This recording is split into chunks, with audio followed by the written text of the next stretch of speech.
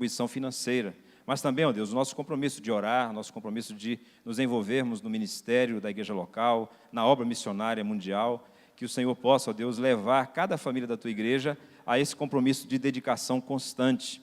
Mas nós te agradecemos por essa vida preciosa para o Senhor, que é esse Teu servo, Alex, que o Senhor chamou para o ministério e hoje te serve como pastor Alex. Que nesta manhã, ó Deus, ele seja mais uma vez usado pelo Senhor para nos trazer o conhecimento da Tua palavra e a direção do Senhor para as nossas vidas. É assim que nós oramos, desde já agradecidos, em nome de Jesus. Amém. Amém. Obrigado, Petrônio. Mais uma vez, bom dia para os irmãos.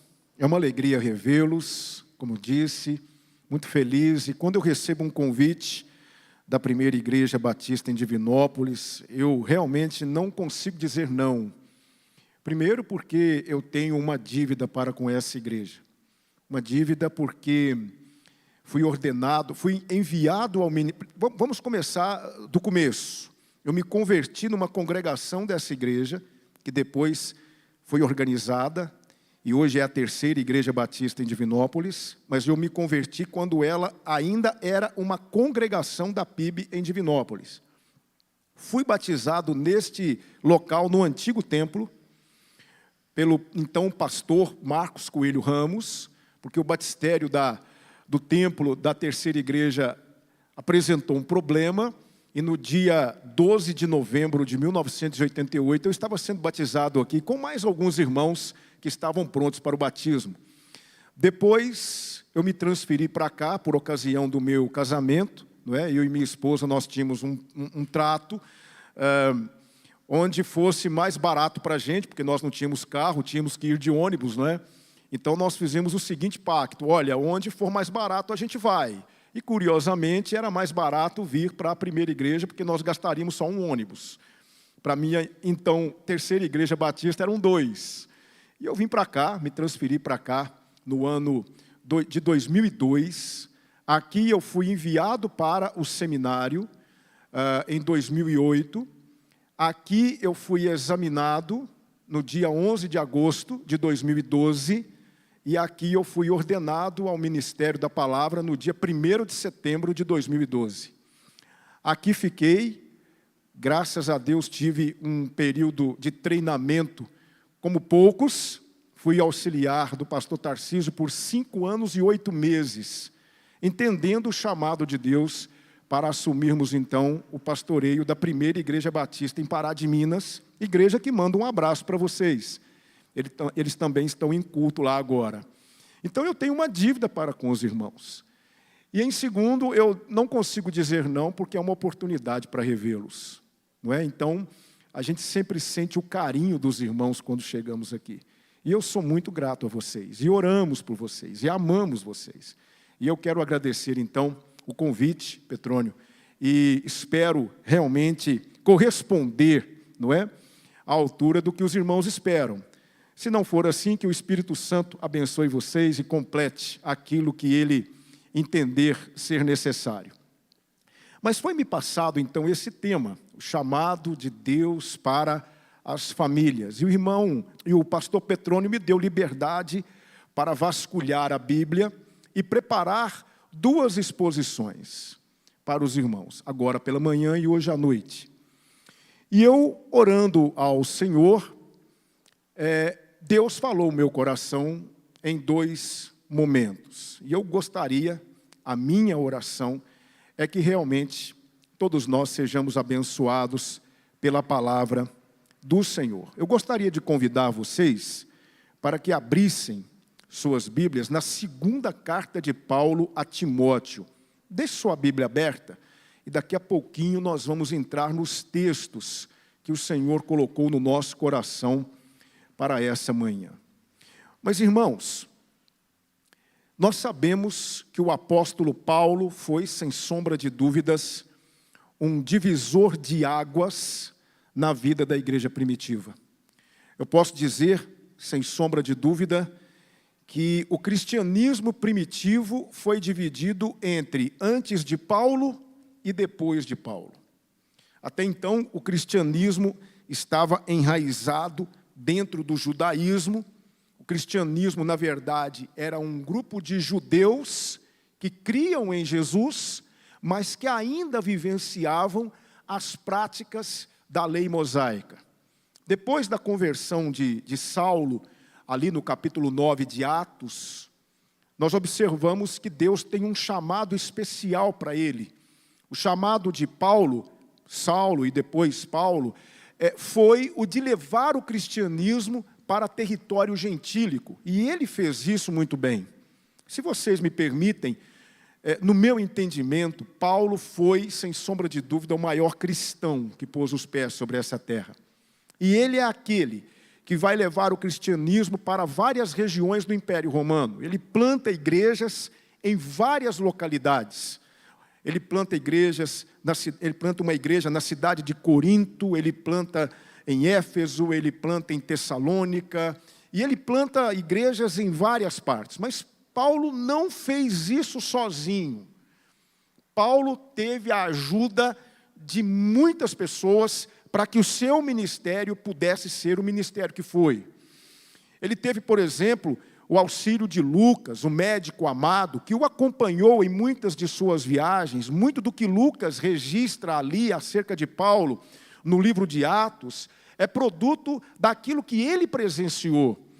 Não é? Então, Lucas participou ativamente do ministério do apóstolo Paulo. Nós vamos tomar conhecimento de outros que cooperaram com Paulo, por exemplo, Tito. Tito foi aquele que Paulo enviou a Corinto. Nós estamos expondo a segunda carta de Paulo aos Coríntios, lá na PIB em Pará de Minas, todos os domingos pela manhã. E nós precisamos entender que Paulo escreveu, na verdade, 4 cartas para a igreja de Corinto. A primeira carta nós não temos conhecimento, não entrou no nosso cano. Depois ele escreve uma segunda carta, que na verdade é a nossa primeira carta. Essa carta foi escrita com o objetivo de corrigir alguns erros que estavam acontecendo na igreja. E depois, Paulo escreve uma carta, a terceira carta, que também não temos conhecimento, não entrou no nosso cânon, uma carta muito dura para a igreja de Corinto, uma carta muito severa. E quem envia essa carta é Tito, que foi um grande cooperador do apóstolo Paulo. Paulo também teve como cooperadores Priscila e Áquila, que o ajudaram a consolidar a igreja que estava sendo plantada na cidade de Corinto. Ele teve muitos cooperadores. Mas um deles, eu quero destacar nessa manhã, foi o jovem Timóteo. Timóteo foi alguém muito amado pelo apóstolo Paulo, muito útil ao ministério de Paulo. E Timóteo, ele foi usado pelo Senhor para acompanhar Paulo em muitos momentos difíceis do apóstolo. Ele foi usado pelo Senhor.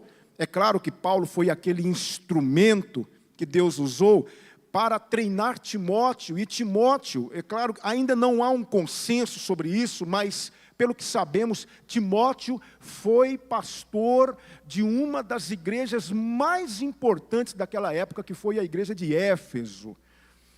Tudo isso Deus fez na vida de Timóteo, e Paulo foi aquele que Deus usou para treiná-lo. E Timóteo foi conhecido por Paulo em Listra. Paulo chegou a conhecer Timóteo em Listra, e quando ele chega lá, ele toma conhecimento de quem era Timóteo. Os judeus que habitavam naquela região davam bom testemunho dele. Era um jovem fantástico, um jovem muito promissor. Então Paulo, conhecendo Timóteo, ele intenta levá-lo consigo nos seus empreendimentos missionários. Mas Timóteo possuía algumas características. A primeira característica é que o pai de Timóteo era grego, embora sua mãe, Eunice, fosse uma judia, que se converteu, provavelmente, ouvindo uma das pregações de Paulo. Não só sua mãe, Eunice, mas também a sua avó Lóide.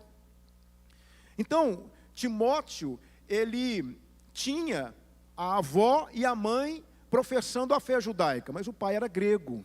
E isso talvez explique o fato de que quando Paulo conhece Timóteo, Timóteo ainda não havia sido circuncidado. Talvez, e aqui nós estamos no campo das possibilidades, talvez o pai tivesse apresentado alguma dificuldade nesse processo. Talvez o pai fosse um gnóstico, ou adepto de alguma filosofia da época, não se sabe, não se fala muito do pai de Timóteo. Apenas o que sabemos é que ele era grego. Nem sabemos se ele estava vivo nessa época. O fato é que quando Paulo conhece Timóteo, ele ainda não havia sido circuncidado. E todos nós sabemos que quando Paulo chegava numa determinada localidade, ele sempre procurava primeiro uma sinagoga para apresentar o evangelho, primeiro para os judeus. E Paulo entendeu que Timóteo poderia trazer alguma dificuldade. Alguns judeus não poderiam entender o fato de que ele era meio judeu, mas ainda não havia sido circuncidado. Então Paulo trata de circuncidar Timóteo. E Paulo leva Timóteo consigo.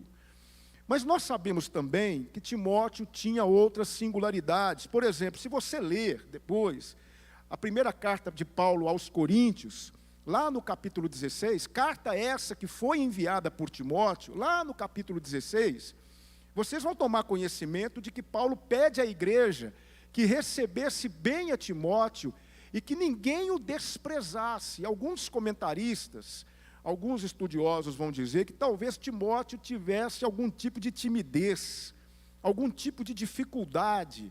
Aqui mesmo, escrevendo a Timóteo, na sua segunda carta, ele vai pedir a Timóteo para que Timóteo despertasse o dom que havia sido dado a ele por imposição de mãos, que ele não devia se envergonhar, porque Deus não nos deu espírito de covardia, mas Deus nos deu espírito de ousadia. Então, alguns comentaristas, pegando esses flashes, eles vão chegar ao consenso de que Timóteo provavelmente tinha algum tipo de timidez, alguma dificuldade de interagir.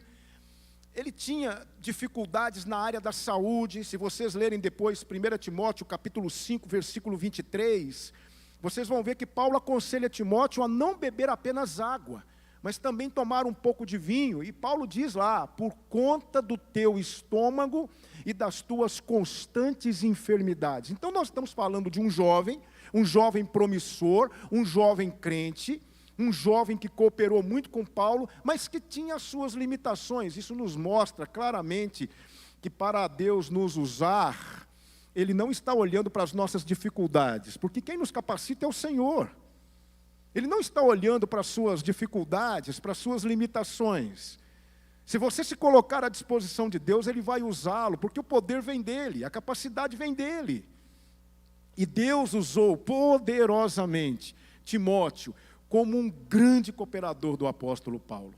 Mas, irmãos, por trás de Timóteo, havia duas pessoas extraordinárias, duas pessoas impressionantes, que contribuíram significativamente para a formação espiritual, para oferecer a Timóteo uma base, uma solidez. Eu estou falando da família de Timóteo, e mais especificamente de sua mãe e de sua avó. E eu queria pensar com vocês nessa manhã justamente sobre dois textos que Paulo, aqui, escrevendo a Timóteo na sua segunda carta, porque a segunda carta de Paulo a Timóteo é a sua carta de despedida. Ele está preso na prisão Marmetina, em Roma, e ele sabe que não vai sair dali vivo. Ele já está aguardando a sua execução. Tanto é que lá no capítulo 4 ele vai dizer: combati o bom combate, acabei a carreira, guardei a fé. Então Paulo sabe que o tempo da sua execução está próximo. E ele dá algumas recomendações para esse jovem aqui, tanto na primeira carta quanto na segunda carta. Não é à toa que as duas cartas a Timóteo são conhecidas como epístolas pastorais, porque são conselhos de um homem experiente, um homem que viveu para o Evangelho, um homem que viveu para Cristo, para o seu pupilo, para aquele que ele estava treinando e para aquele que ele havia realmente depositado uma grande responsabilidade, que era cuidar de uma igreja que exigiu muito, porque era uma igreja importante para o cristianismo primitivo. Então, aqui na segunda carta dele a Timóteo, Paulo nos mostra em 2 versículos a importância que Lloyd e Eunice tiveram na formação de Timóteo. E é isso que eu quero pensar com vocês nessa manhã. Eu quero pensar sobre o chamado de Deus para a família, preparar a nova geração. Preparar aqueles que vão dar continuidade ao legado do cristianismo, aqueles que vão manter a igreja viva, a igreja de pé, a igreja pulsante, porque o mundo se deteriora cada dia mais, e nunca foi tão necessário termos um povo comprometido com Deus como atualmente.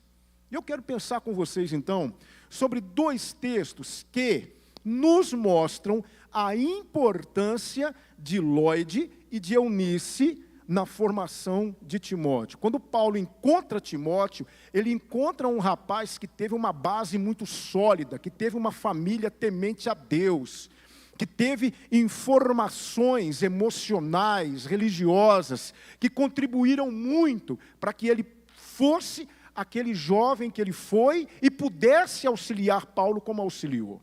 O primeiro versículo que eu quero pensar com vocês está na 2ª carta de Paulo a Timóteo, no capítulo 1, versículo 5, que nos diz o seguinte: trazendo à memória a fé não fingida que há em ti, a qual habitou primeiro em tua avó Lóide e em tua mãe Eunice, e estou certo de que também habita em ti. Se os irmãos me permitem, eu fico imaginando Paulo preso, ali talvez tivesse um amanuense, não se sabe, mas Paulo preso, escrevendo a Timóteo, e nos primeiros 4 versículos ele vai falar de Timóteo, ele vai ser grato a Timóteo, ele vai agradecer a Timóteo pelas lágrimas que Timóteo derramava por causa de Paulo, ele vai ser grato a Deus, e ele vai dizer no versículo 5, trazendo à memória a fé não fingida que há em ti. Se os irmãos me permitem, eu fico imaginando Paulo escrevendo essa carta e se lembrando de todas as experiências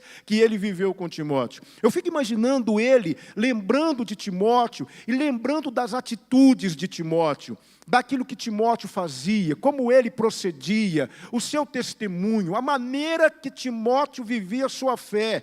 E Paulo, então, percebeu o seguinte: a fé desse moço é uma fé autêntica, é uma fé genuína.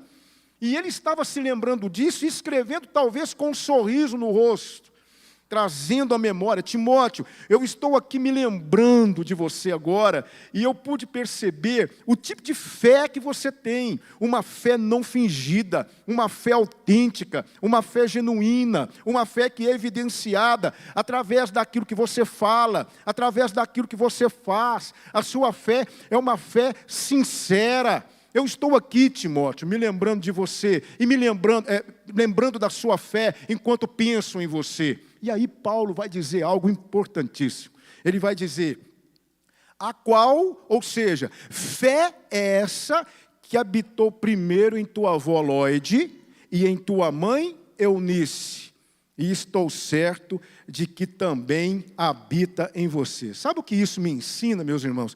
Isso me ensina que a fé vivenciada dentro da casa de Timóteo era uma fé verdadeira. Não era uma fé que apenas se professava, mas era uma fé que se praticava. Aquilo que era aprendido, aquilo que era ensinado a essa família, era vivenciado dentro de casa. E isso contribuiu e muito. Timóteo teve exemplos de fé dentro da sua casa.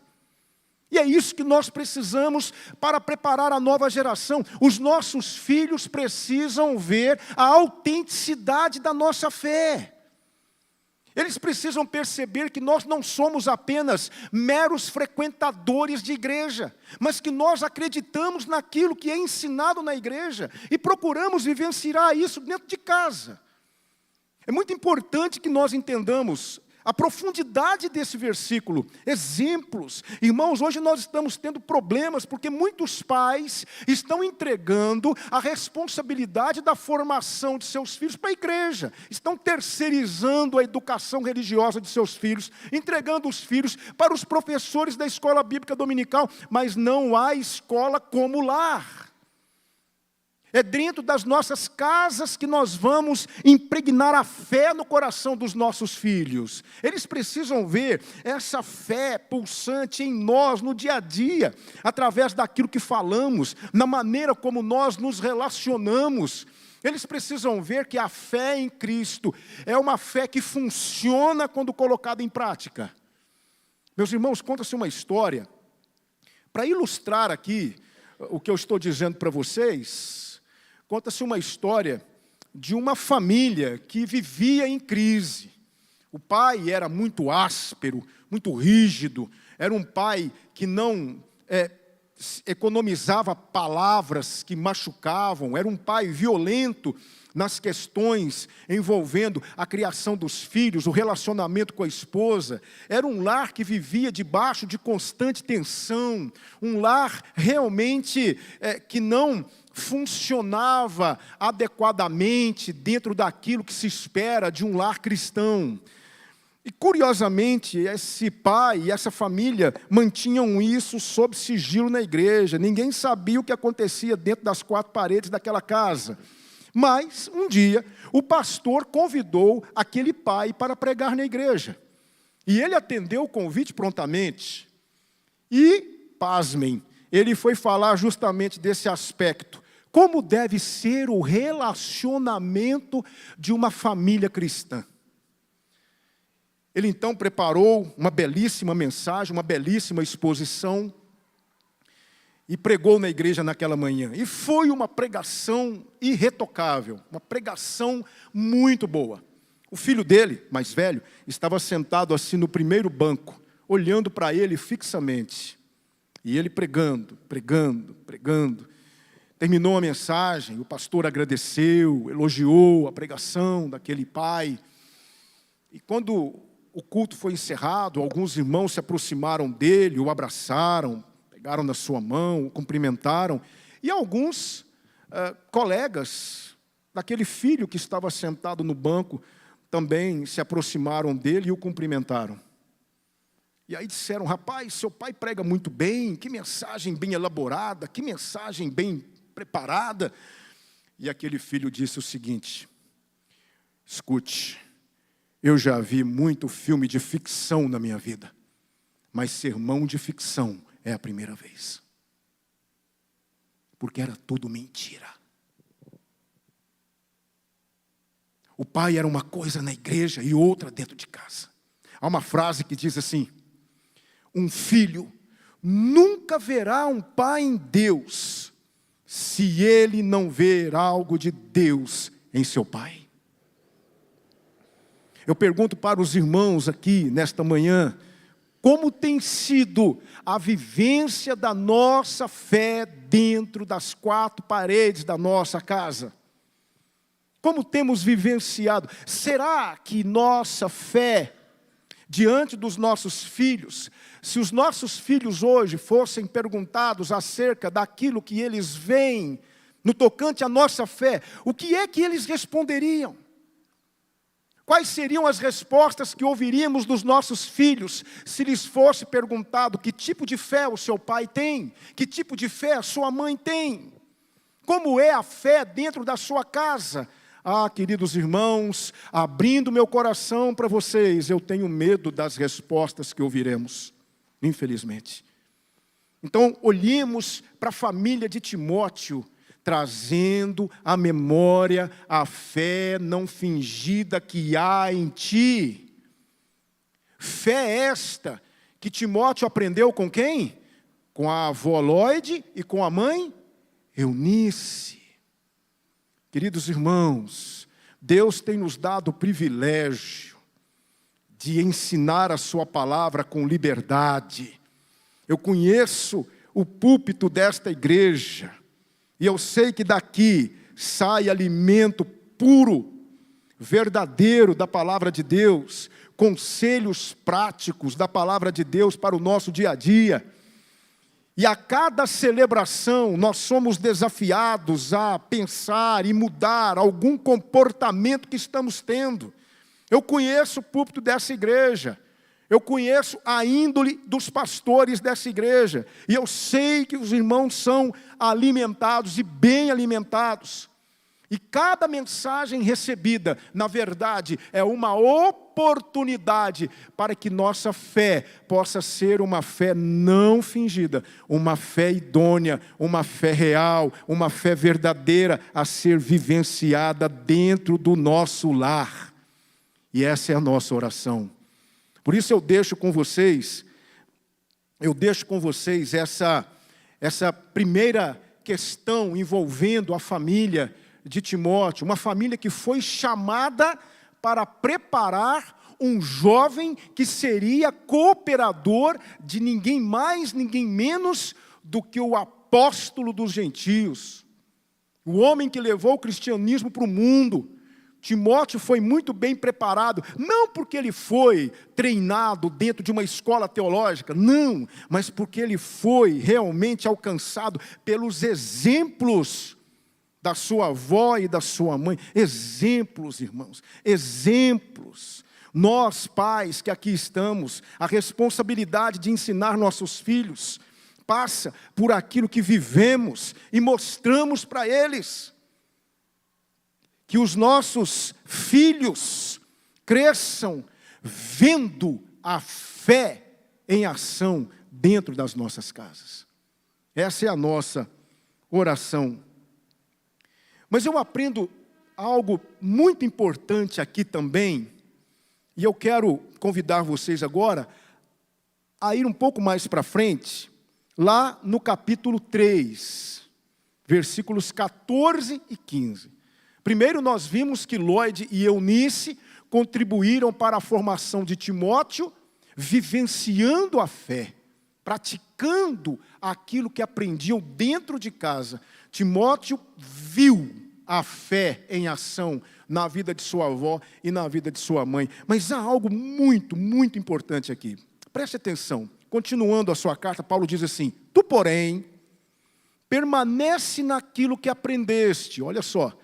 Naquilo que aprendeste e de que foste inteirado, sabendo de quem o tens aprendido. Olha só, e aí no versículo 15 ele diz assim, versículo 15, e que desde a tua infância, irmãos, como isso é maravilhoso, e que desde a sua infância sabes as sagradas letras, que podem fazer-te sábio para a salvação pela fé que há em Cristo Jesus. Que sagradas letras? De quem ele aprendeu? O pai era grego. Então ele aprendeu as sagradas letras de quem, irmãos? De sua avó e de sua mãe. E que sagradas letras são essas? A palavra de Deus. Observe a importância da palavra de Deus na formação de Timóteo. Como isso contribuiu para que Timóteo chegasse à idade que chegou, e agora Paulo podia dizer dele: você sabe as sagradas letras, você tem conhecimento das sagradas letras, você conhece a palavra de Deus. Queridos irmãos, não existe como vivenciar a fé dentro de casa, fazer com que nossa fé seja uma fé não fingida, se excluirmos a leitura, o estudo das Escrituras dos nossos lares. A presença da palavra de Deus dentro das nossas casas é uma questão sine qua non. Sem ela é impossível. E nós estamos vendo hoje uma relativização do ensino bíblico nas igrejas, quanto mais nas casas. Hoje, muitos púlpitos estão matando as ovelhas com ensinos heréticos. A palavra de Deus tem sido claramente desprezada na boca daqueles que deveriam ensiná-la com diligência e com responsabilidade. Quantas pessoas hoje estão simplesmente deixando a palavra de Deus em segundo plano? Não tem havido dentro de muitos lares o ensino diligente das Escrituras. Queridos irmãos, eu queria usar aqui como uma ilustração, quando Davi vai ao campo de batalha, ele vai a mando de seu pai, o pai manda que ele veja como os irmãos estavam, leve alguns suprimentos, e ele chega no campo de batalha. Quando ele chega lá, ele encontra um homem com quase 3 metros de altura, afrontando o Deus de Israel. Davi amava Deus, ele amava o Senhor.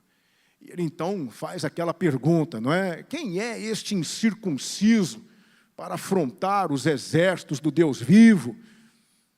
E aí as pessoas dizem quem era, e era um campeão, e dizem que o rei daria muitas riquezas, daria sua filha em casamento.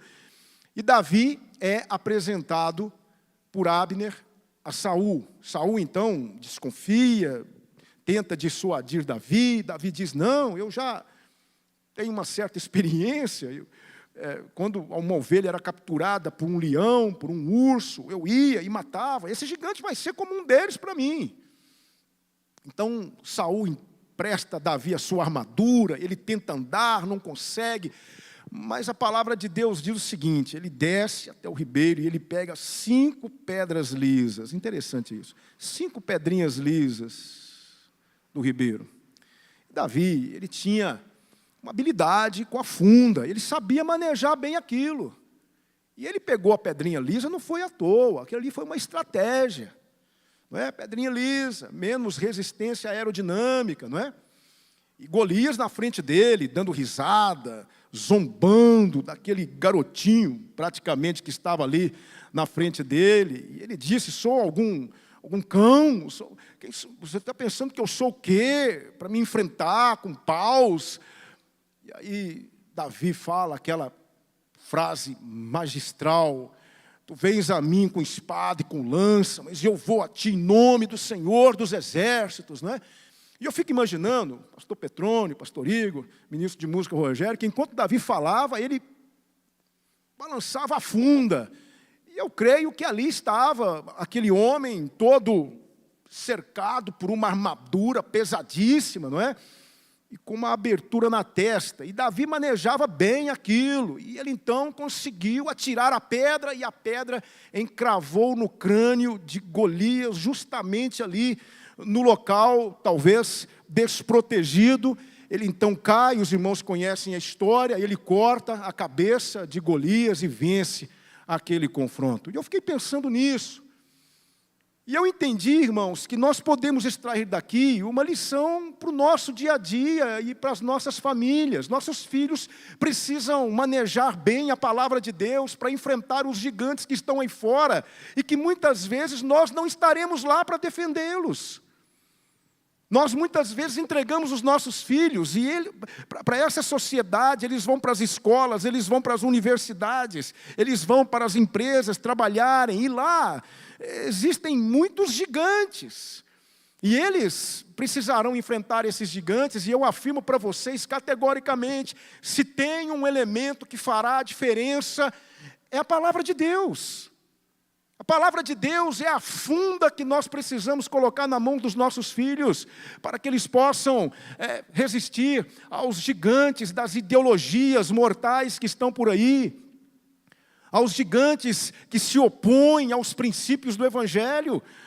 E aí eu me lembrei de um texto que está aqui também, na segunda carta de Paulo a Timóteo, capítulo 2, versículo 15. Veja só como Paulo diz, procura apresentar-te diante de Deus aprovado, como obreiro que não tem de que se envergonhar e que maneja bem a palavra da verdade. É imprescindível que os nossos filhos conheçam a palavra de Deus. Irmãos, Jesus exaltou a palavra de Deus, Jesus usava a palavra de Deus, Jesus nos aponta para a palavra de Deus.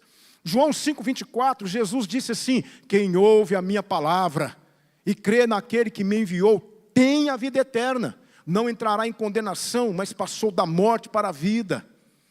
Jesus nos diz lá em João 5,39, examinais as Escrituras, porque cuidais ter nelas a vida eterna, e são elas que testificam de mim. Ele também nos diz lá em João 7,38, quem crê em mim, como diz as Escrituras, rios de água viva fluirão do seu interior. Ele também nos diz lá em João 17,17, santifica-os na verdade, a tua palavra é a verdade. Ele vai nos dizer lá em Mateus 22,29, errais, não conhecendo as Escrituras, nem o poder de Deus. Paulo, o grande Paulo, escrevendo aos Romanos no capítulo 10, versículo 17, o que é que ele diz? De sorte que a fé vem pelo ouvir, e o ouvir pela palavra de Deus. O escritor aos Romanos, escrevendo a sua carta, o escritor aos Hebreus, escrevendo a sua carta, lá no capítulo 4, versículo 12, ele diz: pois a palavra de Deus é viva e eficaz, e é mais penetrante do que espada alguma de 2 gumes, pois penetra até a divisão da alma e do espírito, das juntas e medulas, e é apta para discernir os pensamentos e intenções do coração. Aqui mesmo, na sua segunda carta a Timóteo, no capítulo 3, versículos 15 e 16, Paulo vai dizer: porque toda a escritura é divinamente inspirada, e é apta para corrigir, é apta para instruir, é apta para condicionar o homem para que ele seja preparado para toda boa obra. Irmãos, nós precisamos entender a importância que a palavra de Deus tem no processo de formação da nova geração. Precisamos ensinar a palavra de Deus para os nossos filhos. Precisamos tornar a Bíblia um livro que se lê todos os dias dentro de casa. Se vocês me permitem, dentro da minha casa nós realizamos o culto doméstico todos os dias. E lá nós sempre citamos textos da Bíblia de cor. Nós lemos o devocional, assim que termina o devocional, nós cantamos uma música, um corinho, e depois cada um, eu, minha esposa e minhas 2 filhas, precisam citar um versículo da Bíblia de cor. E aí a Manuela cita o versículo que ela escolheu para aquele dia, a Ana Luísa cita o dela, eu cito o meu e minha esposa cita o dela. Depois nós vamos decorar juntos um versículo da Bíblia. E nós estamos no processo agora de decorar Filipenses 2, de 5 a 11. É claro que no meio do versículo a gente introduz outra palavra, enrola aqui, enrola ali, mas está indo. Estamos aprendendo. De vez em quando tem lá um trava-língua, mas está aprendendo. Porque, irmãos, isso é o que nós podemos fazer pela nova geração. Tornar a Bíblia o livro da nossa casa. Minha filha tem muitos livros que ela compra, livros seculares, livros bons. Ela tem o hábito de ler, ela tem comprado alguns livros. Eu tenho a minha biblioteca. Minha esposa também tem uma coleção de livros dela, a Manuela tem. Mas o livro da minha casa, irmãos, é a palavra de Deus. É a Bíblia. E não pode ser diferente. Porque eu tenho uma responsabilidade, eu tenho um chamado de Deus. Preparar as minhas filhas para serem testemunhas da verdade. E isso é impossível sem a palavra de Deus. Veja só, eu tenho alguns textos aqui para vocês, eu gostaria de lê-los, textos muito importantes. Deuteronômio 6, 4 a 7, Moisés diz assim: ouve, ó Israel, o Senhor nosso Deus é o único Senhor. Amarás, pois, o Senhor teu Deus de todo o teu coração, de toda a tua alma e de todas as tuas forças. E estas palavras, prestem atenção, irmãos, e estas palavras que hoje te ordeno, estarão no teu coração, e as ensinarás a teus filhos, e delas falarás, sentado em tua casa, andando pelo caminho, ao deitar-te e ao levantar-te. O judeu leva tão a sério essas recomendações de Deus, tão a sério. Há momentos em que Deus diz que esses versículos, esses fragmentos da palavra de Deus, eles precisam estar ante os olhos. E muitos judeus literalizam isso. Eles pegam pequenos fragmentos, colocam em alguns recipientes e atam esses recipientes na testa. Outros amarram no braço esquerdo. Há alguns que colocam esses fragmentos em pequenas caixas e colam essas caixas nas portas. Eles chamam essas caixas de mezuzá. Então, quando um judeu chega numa casa, ele passa a mão naquela caixa, porque ele sabe que aquele lar é um santuário onde se reverencia a palavra de Deus. É isso que Deus espera de nós, que nós introduzamos o hábito da leitura da palavra de Deus dentro das nossas casas, igual Lloyd e Eunice faziam com Timóteo. Por isso que Paulo disse: desde pequeno sabes as sagradas letras. Pai, mãe, ensine seu filho a palavra de Deus. Introduza a palavra de Deus dentro do seu lar. Faça como os judeus. Eles têm uma preocupação enorme com isso, que nós também tenhamos. Aqui vai algumas sugestões. Pegue, escreva versículos bíblicos, coloque dentro da pasta do seu filho, coloque dentro dos livros que ele lê, coloque o versículo, a palavra de Deus, diante dos olhos dos seus filhos. Sabe por quê, irmãos? Porque nós devemos crer no que esse livro diz. Esse livro é lâmpada para os nossos pés e é luz para o nosso caminho. Jesus venceu Satanás usando a palavra de Deus. Você pode ler lá Mateus capítulo 4, você pode ler Lucas 4, você vai ver ali Jesus enfrentando Satanás com a palavra de Deus. A Bíblia é importantíssima nesse processo de formação da nova geração. Ainda em Deuteronômio capítulo 31, versículos 12 e 13, a palavra de Deus diz assim: congregai o povo, homens, mulheres e pequeninos, e os estrangeiros que estão dentro das vossas portas, para que ouçam e aprendam e temam ao Senhor vosso Deus. E tenham cuidado de cumprir todas as palavras dessa lei, e que seus filhos que não a souberem, ouçam e aprendam a temer ao Senhor vosso Deus, todos os dias que viverdes sobre a terra, a qual estáis passando o Jordão para possuir.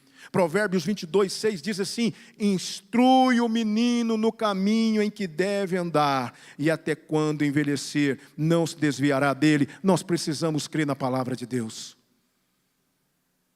Ensine a nova geração.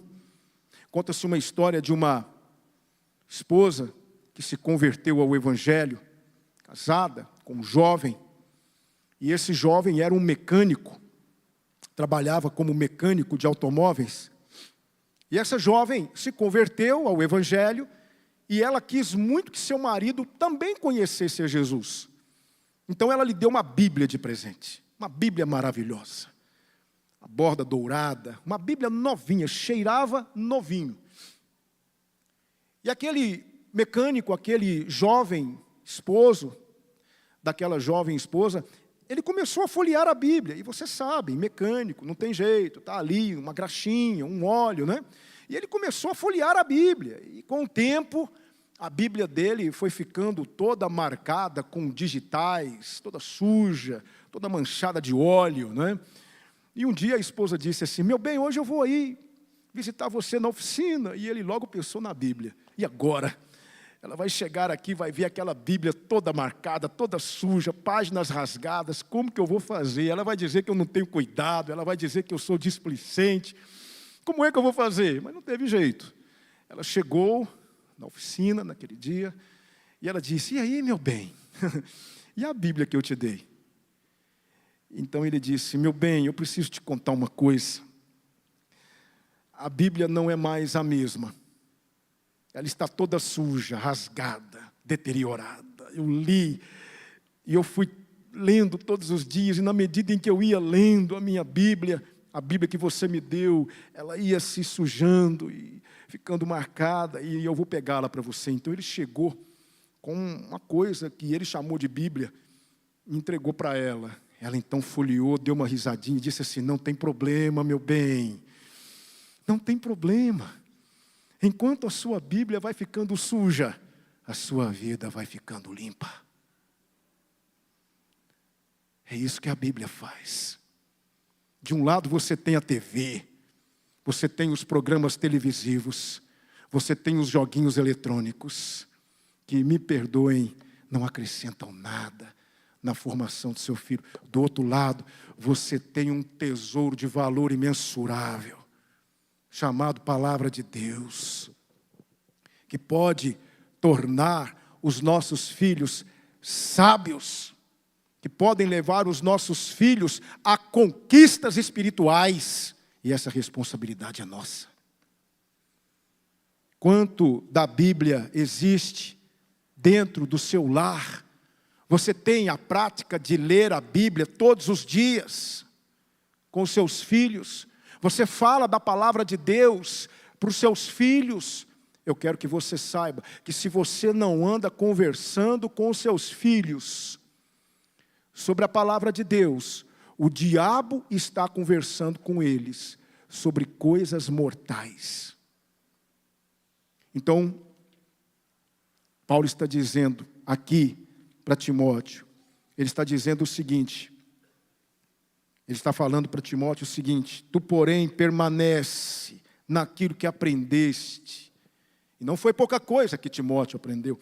E que foste inteirado, sabendo de quem o tens aprendido.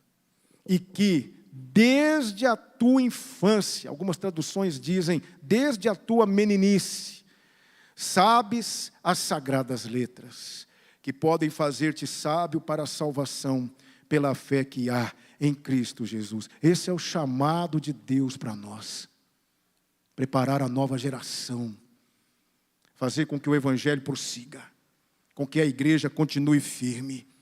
Satanás está preparando armadilhas para a igreja. Satanás está trabalhando assiduamente para calar a voz da igreja. Para fazer com que a igreja verdadeiramente interrompa a sua marcha. Nós precisamos, irmãos, preparar os nossos filhos. Não sabemos se estaremos aqui daqui a 30, 40, 50 anos, mas os nossos filhos estarão.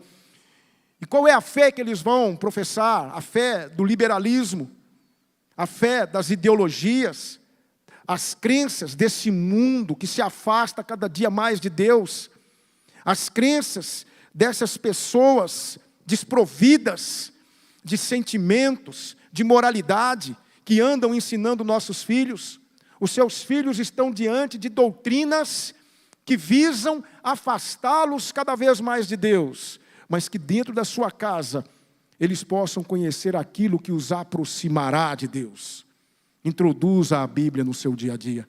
Introduza a palavra de Deus no seu dia a dia. Faça como Lloyd, faça como Eunice. Invista na formação do seu filho. Traga seu filho para a escola bíblica dominical. Faça com que o seu filho venha para a escolinha. Valorize o trabalho dos professores. Eu falo para vocês com tristeza no meu coração. Eu tenho visto pais negligentes. Pais que não estão importando ou estão se preocupando com o aprendizado de seus filhos.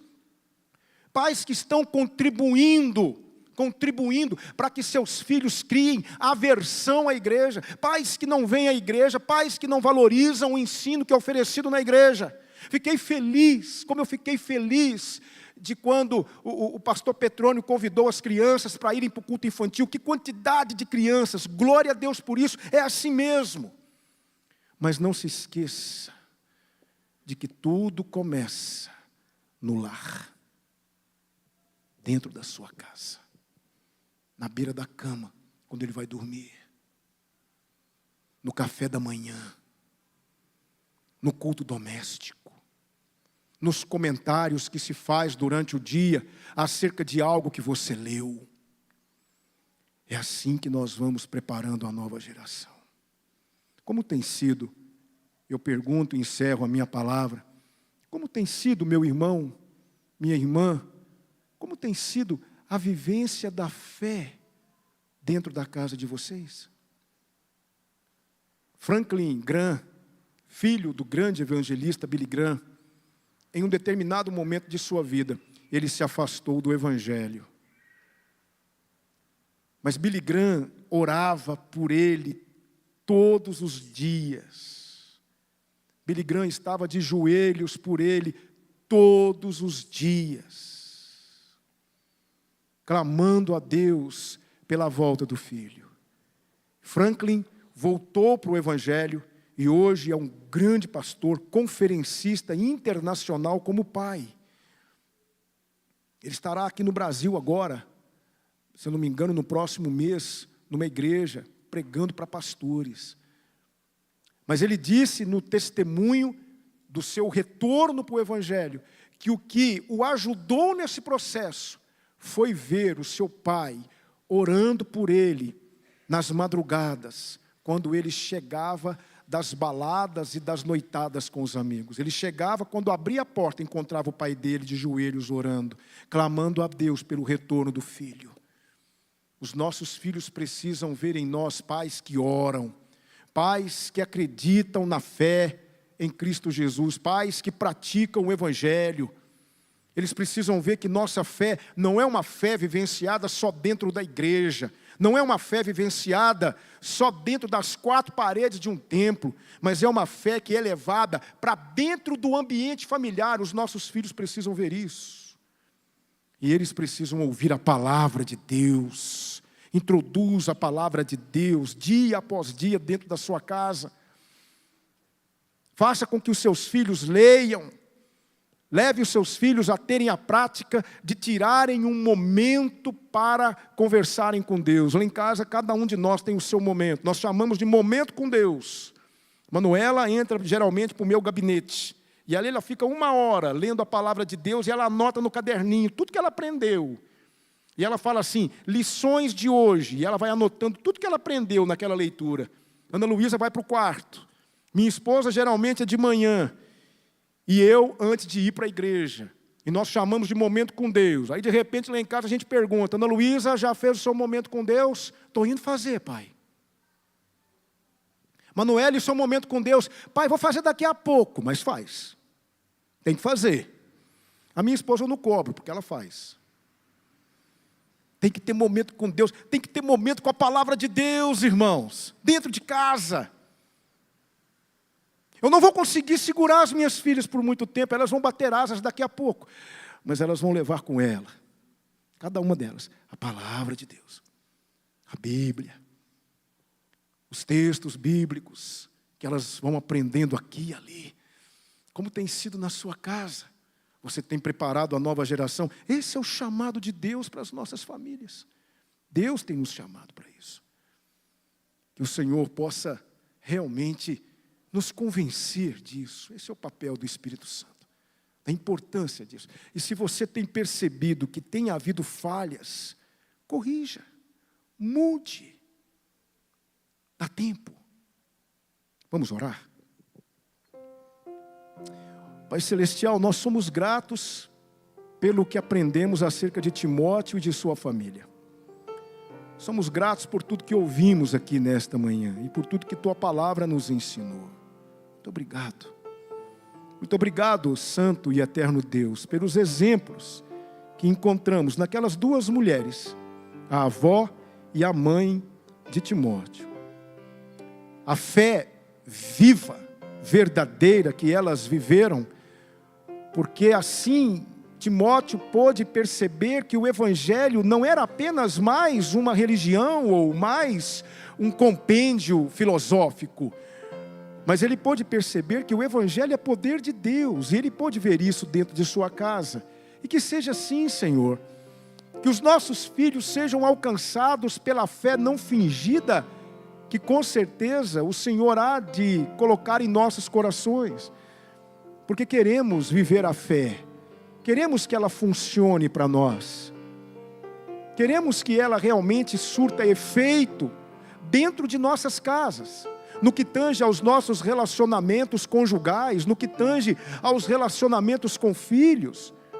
Ó Deus, que a fé na pessoa de Jesus possa ser vivenciada dentro de cada família que compõe essa igreja. E que a palavra do Senhor, que é viva e eficaz, que é poder de Deus, que é lâmpada para os nossos pés, a palavra do Senhor, que se escondida no coração, nos ajudará a não pecar contra Ti. A palavra do Senhor, que é equilíbrio, que é força, possa ser, ó Deus, introduzida dia após dia, cada vez mais dentro de nossas casas, para que possamos realmente conhecer o poder envolvido nela e conhecer também a sua vontade, que é boa, agradável e perfeita. Muito obrigado por tudo que Tu nos ensinaste nesta manhã. Eu sei que o Senhor tem um chamado para nós. Ajuda-nos a colocar em prática esse chamado, Senhor, e que possamos, em nome de Jesus Cristo, para a glória do Senhor, entender que cada palavra, cada frase, cada versículo desse livro tem poder para mudar corações e nos transformar em vasos de bênçãos para a glória do Senhor. Obrigado por tudo que o Senhor nos ensinou, por tudo que aprendemos. Que o nome do Senhor seja glorificado. Obrigado pela vida de Timóteo. Obrigado pela vida de sua avó e de sua mãe. Obrigado por essa família que, embora não tenhamos muitas informações, as que temos já é suficiente para entendermos como o Senhor age na vida das famílias que se entregam a Ti. Que seja assim nas famílias dessa igreja, que seja assim nas famílias da primeira igreja batista em Pará de Minas, que seja sempre assim. Nós louvamos, glorificamos, engrandecemos e exaltamos o Teu nome, no eterno e poderoso nome do Verbo de Deus, do Senhor Jesus Cristo. Amém. Meus irmãos, nós vamos encerrar a nossa celebração nesta manhã, cantando Que Feliz é o Lar 595 do HCC. Mas antes, como este será o último ato do nosso culto, nós queremos agradecer a vida do pastor Alex, que foi usada